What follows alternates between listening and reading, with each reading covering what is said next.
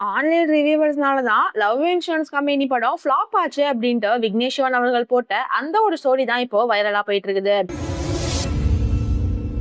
விக்னேஷ் சிவன் டைரக்ஷன்ல பிரதீப் ரங்கநாதன், சீமான், எஸ்.ஜே. சூர்யா, கீர்த்தி ஷெட்டி அப்படின்ட்டு ஒரு மிகப்பெரிய நடிகர் பட்டாலுமே நடிச்ச படம் தான் லவ் இன்சூரன்ஸ் கம்பெனி. இந்த படம் நிறைய போஸ்ட்பானுக்கு அப்புறம் ஒரு வழியா ஏப்ரல் 2026 தான் தியேட்டர்ல ரிலீஸ் ஆயிருந்துச்சு. படம் ரிலீஸ் ஆன முதல் வாரமே ஒரு நல்ல வரவேற்பு பெற்றிருந்தாலும் போக போக நிறைய கிரிட்டிசிசம்லாம் ஃபேஸ் பண்ணி கிட்டத்தட்ட படம் ஃபிளாப் அப்படின்னே சொல்லலாம். ஆனா அதே படம் இப்ப ஓடிடி ரிலீஸ் ஆனதும் நிலைமையே மாறிடுச்சு. அதாவது படத்தை பார்த்த எல்லாருமே விக்னேஷ் சிவன் அவர்களுக்கு பர்சனலா மெசேஜ் பண்ணி படம் சூப்பரா இருக்குது, ஆனா நெகட்டிவ் ரிவ்யூஸ் எல்லாம் பார்த்துட்டு தான் நாங்க தியேட்டருக்கு போகாம தியேட்டரிக்கல் ரிலீஸ மிஸ் பண்ணிட்டோம் அப்படின்ட்டு சொல்லியிருக்காங்க. இதை பார்த்த விக்னேஷ் சிவனும் அந்த பாக்ஸ் ஆபீஸ் தோல்வியில இருந்து நான் இன்னும் முழுசா வெளியே வரவே இல்லை, அந்த பாக்ஸ் ஆபீஸ்ல என் படம் ஃபிளாப் அப்படிங்கறது என்னால ஏத்துக்கவே முடியல அப்படின்ட்டு தன்னோட ஆதங்கத்தை இன்ஸ்டாகிராம்ல ரொம்பவே அழுத்தமா பதிவு பண்ணியிருக்காரு. அவரு என்ன சொல்லியிருக்காரு அப்படின்னா, சில படங்கள் நெகட்டிவ் விமர்சனங்களை தாண்டியுமே ஜெயிக்கும், ஆனா சினிமா துறையினரோட சப்போர்ட்டோ ஆதிக்கமுள்ள குரல்களோட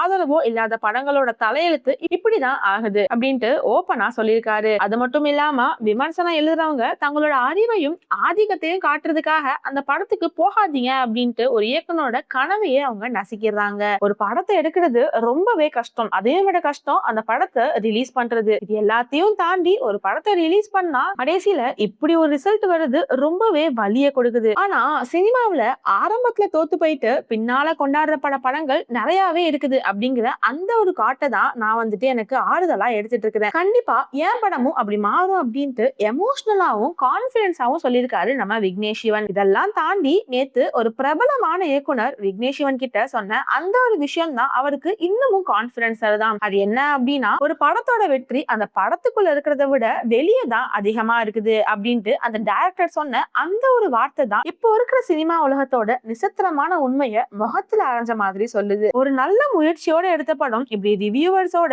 நெகட்டிவிட்டியால தியேட்டர்ல தோத்து போயிட்டு இப்ப ஓடிடில கொண்டாடப்படுறத பத்தி நீங்க என்ன நினைக்கிறீங்க அப்படின்ட்டு உங்களோட கருத்துக்களை கமெண்ட் செக்ஷன்ல சொல்லுங்க. மேலும் அடுத்த ஒரு அப்டேட்ல சந்திக்கலாம். அது வரைக்கும் பாய்.